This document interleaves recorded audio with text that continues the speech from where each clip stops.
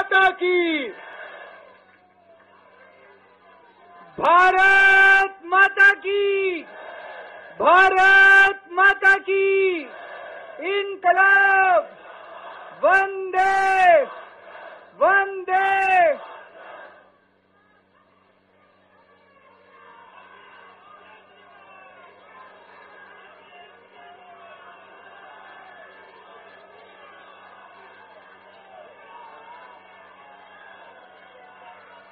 कैसे हैं आप लोग?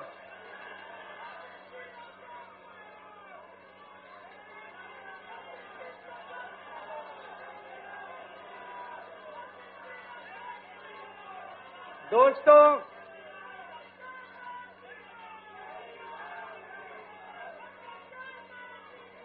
आज आप लोगों के बीच में आके बहुत अच्छा लग रहा है और आज यहां जंतर मंतर पे पुराने दिन याद आ गए। मेरे को आज भी याद है, तारीख भी याद है, 4 अप्रैल 2011 का दिन था,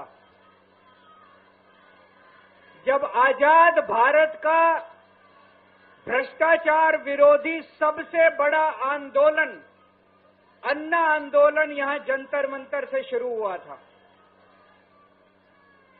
भ्रष्टाचार के खिलाफ आजाद भारत का सबसे बड़ा आंदोलन 4 अप्रैल 2011 को जंतर मंतर से शुरू हुआ था। 1.5-2 साल, कभी जंतर मंतर, कभी मुंबई, कभी रामलीला मैदान। लेकिन उस वक्त की सरकार भी बहुत अहंकारी थी, उन्होंने हमारी बात नहीं मानी, चैलेंज करते थे, चुनाव लड़के दिखाओ, जीत के दिखाओ, चुनाव लड़के दिखाओ, जीत के दिखाओ, कहते थे ना। हम तो छोटे से लोग थे, हमें तो चुनाव लड़ना नहीं आता था, और चुनाव लड़ने के लिए पैसा चाहिए, गुंडे चाहिए, आदमी चाहिए। हमारे पास तो न पैसा था, न आदमी थे, न गुंडे थे, हम चुनाव कैसे लड़ते? पर वो बार बार कहते थे चुनाव लड़के दिखाओ, चुनाव लड़के दिखाओ। हम भी चुनाव लड़ लिए और देखो जनता ने हमको जिता दिया। पहली बार में दिल्ली में आम आदमी पार्टी की सरकार बन गई।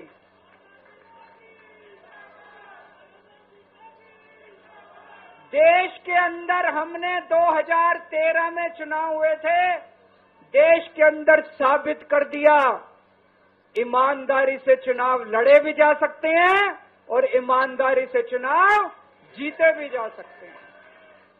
जब हम चुनाव लड़े थे उन दिनों में, तो ये कहते थे सारे पार्टी वाले, अरे इनकी तो जमानत जब्त होएगी, केजरीवाल की जमानत बच जाए चाहे। पहली बार में सरकार बन गई थी दिल्ली के अंदर हमारी 49 दिन की सरकार। ईमानदारी से चुनाव लड़े थे हम, हमारे पास कोई पैसा नहीं था, कोई आदमी नहीं था, ईमानदारी से चुनाव लड़े थे। देश में साबित कर दिया कि ईमानदारी से चुनाव लड़े जा सकते हैं। पिछले 10 साल से दिल्ली के अंदर हम लोग सरकार चला रहे थे, ईमानदारी से सरकार चला रहे थे, ईमानदारी से पैसे सरकार के बचा रहे थे और ऐसी ऐसी सुविधाएं दी हमने जनता को जो कोई कल्पना भी नहीं कर सकता। बिजली 24 घंटे कर दी, बिजली फ्री कर दी, बिजली पानी फ्री कर दिया, महिलाओं के लिए बसों का किराया मुफ्त कर दिया, बुजुर्गों के लिए तीर्थ यात्रा कर दी, शानदार अस्पताल मोहल्ला क्लिनिक बना दिए, लोगों का इलाज मुफ्त कर दिया, शानदार स्कूल बना दिए, लोगों की शिक्षा शानदार कर दी, बच्चों को भविष्य दे दिया। 10 साल ईमानदारी से काम किया। मोदी जी को लगने लगा कि अगर इनसे जीतना है तो इनकी ईमानदारी पे चोट करो, इनको बेईमान साबित करो। तो प्रधानमंत्री जी ने एक षड्यंत्र रचा। उन्होंने षड्यंत्र रचा, केजरीवाल को बेईमान साबित करो। मनीष सिसोदिया को बेईमान साबित करो, आम आदमी पार्टी को बेईमान साबित करो। और षड्यंत्र रच के इन्होंने हमारे सारे बड़े बड़े नेताओं को एक एक करके जेल में डाल दिया। दोस्तों, अब हम जेल से बाहर आ गए और जेल से बाहर आने के बाद मैंने इस्तीफा दे दिया। आपके मन में ये चल रहा होगा कि केजरीवाल ने इस्तीफा क्यों दिया। मैंने इस्तीफा इसलिए दिया क्योंकि मैं ये सब करने के लिए, गंद करने के लिए नहीं आया था। मैं भ्रष्टाचार करने के लिए नहीं आया था।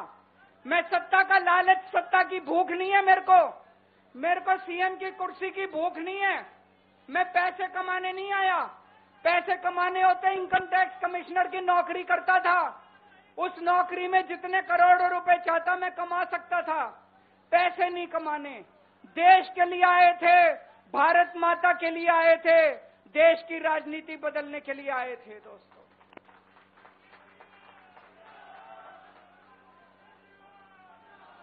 इन नेताओं को फर्क नहीं पड़ता। इन नेताओं की मोटी चमड़ी है। इनके ऊपर जितने मर्जी आरोप लग जाएं, इन नेताओं को फर्क नहीं पड़ता। दोस्तों, मैं नेता नहीं हूं, मेरी मोटी चमड़ी नहीं है, मेरे को फर्क पड़ता है। मेरे पे जब ये कीचड़ फेंकते हैं बीजेपी वाले, मेरे को जब ये चोर कहते हैं, मेरे को जब ये भ्रष्टाचारी कहते हैं, मेरे को जब ये गाली देते हैं, मेरे को फर्क पड़ता है। आज मैं बहुत दुखी हूं, आज मेरी आत्मा पीड़ित है, मैं अंदर से बहुत दुखी हूं और इसीलिए मैंने इस्तीफा दिया। मैंने अपनी जिंदगी में केवल इज्जत कमाई है, मैंने अपनी जिंदगी में केवल ईमानदारी कमाई है। मेरे बैंक में कोई पैसा नहीं है, मेरी पार्टी के बैंक में कोई पैसा नहीं है, मैंने केवल इज्जत कमाई है। आज 10 साल के बाद जब मैंने इस्तीफा दिया है, थोड़े दिन में मैं सीएम का बंगला छोड़ दूंगा। आज दिल्ली के अंदर मेरे पास घर भी नहीं है रहने के लिए। मेरे को कई लोग कहते हैं, कैसा आदमी है यार तू, 10 साल राजनीति करी, 10 साल सीएम रह गया, 10 साल में तो 10 कोठियां बन जाती, 10 घर बन जाते, 10 प्लॉट बन जाते। मैंने कुछ नहीं कमाया 10 साल के अंदर, केवल आपका आशीर्वाद कमाया, आपका प्यार कमाया है 10 साल के अंदर। और उसी प्यार का नतीजा है आज जब मैं घर छोड़ूंगा, मेरे पास इतने लोगों के फोन आ रहे हैं, इतने लोगों के मैसेज आ रहे हैं, जी मेरा घर ले लो, मेरा घर ले लो, मैं किराया नहीं लूंगा, मेरा घर ले लो। मैं आप सब लोगों का शुक्रिया अदा करता हूं। अभी श्राद्ध चल रहे हैं, श्राद्ध खत्म होने के बाद जैसे ही नवरात्रे शुरू होंगे, मैं सीएम आवास छोड़ दूंगा और आप में से ही किसी के घर आके मैं आपके साथ रहना चालू कर दूंगा।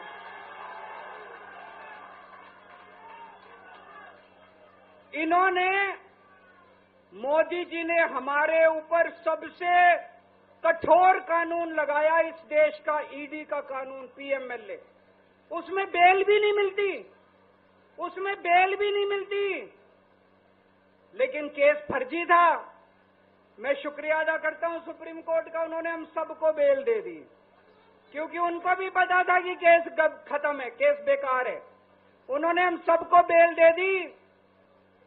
लेकिन जैसे मैंने कहा, मैंने केवल ईमान, जब मैं जेल से आया, मैंने मन में सोचा था, जब तक कोर्ट मेरे को बाइज्जत बरी नहीं कर देता, मैं दोबारा कुर्सी पे नहीं बैठूंगा। लेकिन मेरे को वकीलों ने कहा, ये केस अभी 8 साल चल सकता है, 10 साल चलेगा, 15 साल चलेगा, ये केस का कोई भरोसा नहीं है, ये केस अभी बहुत लंबा चलेगा। तो मैंने तय किया, मैं अपनी जनता की अदालत में जाऊंगा, जनता से पूछूंगा कि जनता मेरे को बताए कि मैं बेईमान हूं कि मैं ईमानदार हूं। मैं दाग के साथ नहीं जी सकता, दाग के साथ काम करना तो दूर की बात है, मैं इस दाग के साथ मैं जी भी नहीं सकता, मैं जिंदा भी नहीं रह सकता। मैं आपसे पूछना चाहता हूं, अगर मैं बेईमान होता, क्या मैं दिल्ली में बिजली फ्री कर सकता था? दिल्ली में बिजली फ्री करने के 3000 करोड़ रुपए लगते हैं। अगर मैं बेईमान होता, ये 3000 करोड़ रुपए खा जाता? बिजली फ्री करने की क्या जरूरत थी?